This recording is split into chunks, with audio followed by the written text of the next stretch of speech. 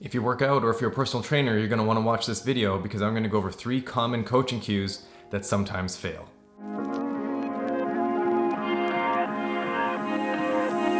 Hey guys, John here from JK Conditioning, and we make videos to improve your workouts. Before we get into the video today, you might be wondering, why should I even listen to you? Well, I've been a personal trainer for 15 years. I have a bachelor's and master's in kinesiology.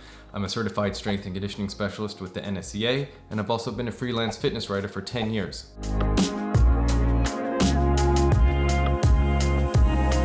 I'll put a link to my article archive in the description box below. But anyways, let's get to today's video.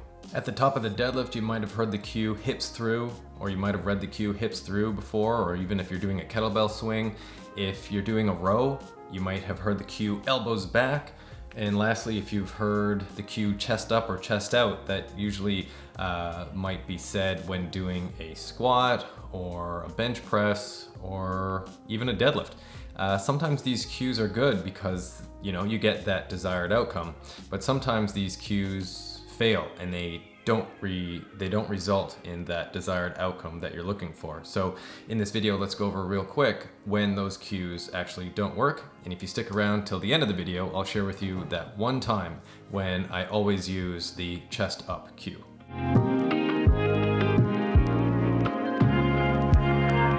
All right, so the first cue that we're gonna go through is hips through. So I have my computer down here, so we're gonna watch the footage together so that I can show you why the cue doesn't work. So commonly the cue hips through is used when completing a deadlift or a kettlebell swing. So at the top of the movement, a coach might yell at you hips through, or you might read in an article online somewhere that you have to bring your hips through at the top. But what does that really mean? If you look at the video on the screen here, you'll notice that there is a correct position on the left and then the incorrect position on the right. So what you'll see here is that there is a nice stopping point on the left side. The deadlift is stopped with the hips in line with the shoulders. So you're in essentially a tall position and the glutes are squeezed to stop the movement. What it looks like when you think hips through is that on the right, the hips go all the way through and there's no stopping point indicated by the coach or the cue hip through. So what happens is that the lifter leans back because they think they need to bring their hips through. So sometimes I don't like using this cue because it leads to what looks like a super bendy deadlift on the right. So instead of using the cue hips through in this situation, if someone looks like they're leaning back too far, I'll say hips through, but then I'll add that you need to stop the deadlift with a very strong glute squeeze, because when you squeeze your glutes, then that will indicate that your hips have gone through enough and that you've finished the top of the rep.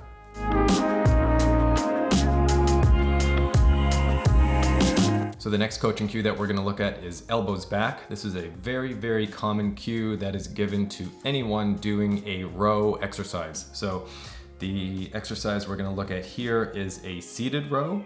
So what you want to focus on here is, if you look at the picture on the left, the top of the shoulder is not pushing forward and it's actually back. So if you look at the front of my shirt, it's actually tight with my chest.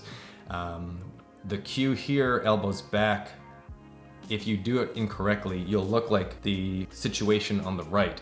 You're gonna get a lot of travel with the elbows back because you listen to your coach, but what you'll notice is that the shoulder blades are tipped forward and the front of my shirt is actually wrinkled. So the top of the GH joint, so your glenohumeral joint, the top of your shoulder, actually travels forward, and sometimes you get an anterior tip in the scapula and you get this really awkward looking posture. So the muscles that we're trying to target, the rhomboids, the mid-traps, the lats, actually aren't controlling the scapula properly with this coaching cue of elbows back. So instead of saying elbows back, I like to coach shoulder blades back because that'll target the target muscles appropriately, and then you won't get this situation happening on the right where the elbows are super far back, but then you get that anterior tip in the shoulder.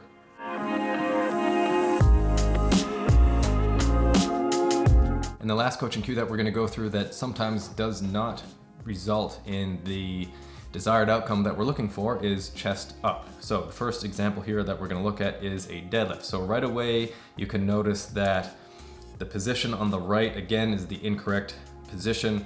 You'll notice that it's really tough to notice, but you'll notice that the back is arched, so it's arched excessively. And what you'll notice here in the freeze frame is that the pelvis is actually in more of an anterior tilt, in too much of an anterior tilt, and you have an excessive arch through the lower back.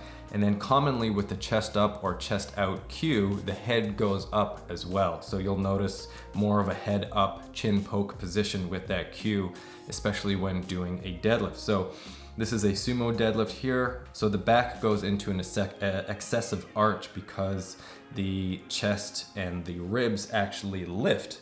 So what happens here, if you think of your ribs and your hips like scissors, when the scissors open, then you have the top of the scissors pointing up at the ceiling, and then the bottom of the scissors, which are the pelvis, they point down. So we call that an open scissor position, and this is a weak position, and it's not an ideal position to do a deadlift in. So we don't want to have this position when we deadlift. So this is an example when the chest up cue does not work for a sumo deadlift. So if we keep watching, we'll also look at the position with a conventional deadlift. So same idea, we come through, and it's really hard to see with this freeze frame, but you'll see that the position on the right has too much of an arch versus the position on the left. And again, when I was demoing these exercises for the video, even though it's very difficult to see, it's very evident, and you can actually feel it in the back when you're too arched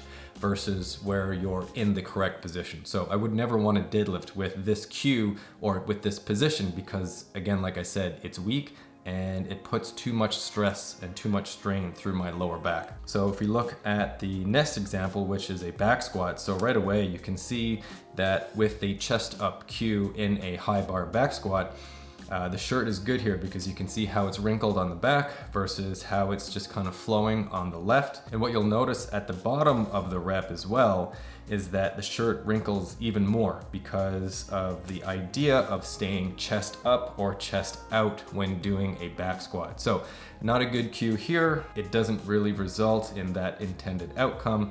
And again, you can notice it, you can feel it if you have this posture that the low back feels tighter and you might feel strain through that area. So if you do high bar squats and you have kind of a strainy, tired back, this is a possibility of what you're doing. So we don't want to have that cue result in that position when we do high bar squats. The next example here is a low bar squat. So a low bar position means that the bar is sitting below the spine of the scapula. Same idea, you can see the shirt wrinkling on the right and you can see more of a flowy shirt on the left. So it's super visible with the shirt being wrinkled, but you can also feel it when you're in the position. So when I was doing the squat on the left, I felt nice and strong, and on the squat on the right, I could feel strain and fatigue through my lower back. So those are two examples when the chest up cue doesn't work. So any type of high or low bar squats or a conventional or sumo deadlift. So instead of having the open scissor position, you want to make sure that the scissors are closed. So what that means is that you have a neutral rib position with a neutral pelvic position, and then in relation to each other, they are in line. We don't want to have an open scissor position because, again, that means that they face in different directions. So the only exercise where I always use the chest up or the chest out cue is during a bench press. So that is with the feet down or the legs up. So if you notice in this freeze frame here, the chest is up on the left, and you can notice that I'm trying to bring my ribs up towards the ceiling. This allows for the shoulder blades to squeeze nicely behind me. And then the freeze frame on the right, you'll notice that it's more of a flatter rib position.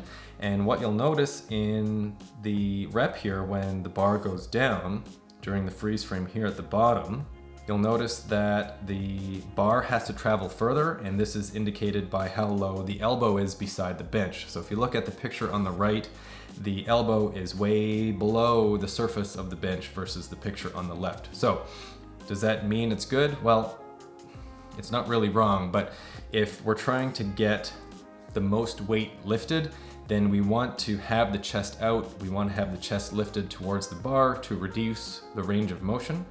And the shoulder blade position is more ideal in the situation on the left versus the right. This coaching cue also applies to a leg up bench press. So not everyone likes to do a powerlifting style bench press where we incorporate leg drive into the bench press. So if you bench press with your legs in the air, whether it's a barbell or dumbbells, it doesn't matter, you can still think chest up, because again, this allows the shoulder blades to get into a more strategically placed position, which is safer on the shoulder, and then you can actually feel more of a stretch and more tension through the pecs, which is the goal of the exercise, whether you're training for strength or size, is that the stress goes into the pecs. It doesn't go into the front of the shoulder, and it definitely doesn't go up into the traps or into the neck. So I would always use the rib up coaching cue when cueing a bench press with the feet down or the feet up. All right, so there you go, guys. That's the video. 3 common cues that are good, but sometimes they fail and they don't result in that desired outcome that you're looking for.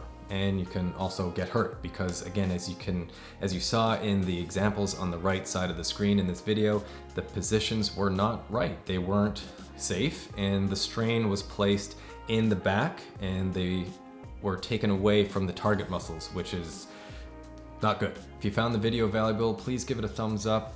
I suggest you subscribe to our channel if you want to keep up to date with all our latest fitness videos. We do try to release videos twice a week, and we want to improve your workouts. So hopefully we'll see you at the next video. If you have an idea of what you want me to go over next, please leave me a comment in the comment section below. Thanks for watching, guys, and we'll see you in the next video.